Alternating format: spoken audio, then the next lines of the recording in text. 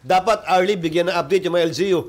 Trabaho ng LGU, alamin by the hour, on the hour, every 10 minutes kung kamusta na nga ba yung kalagayan ng panahon. Hindi para sa pag-asang obligahin yung mga LGU na gawin yan. Sa parte naman ng ating mga kababayan, again, through social media, sapat na ang availability ng informasyon para mapagbigay alam sa kanila. Yung tunay na estado ng lagay ng panahon. At wala silang dahilan, maliban na lang kung hindi sila interesado, na hindi mapakinggan at malaman yan.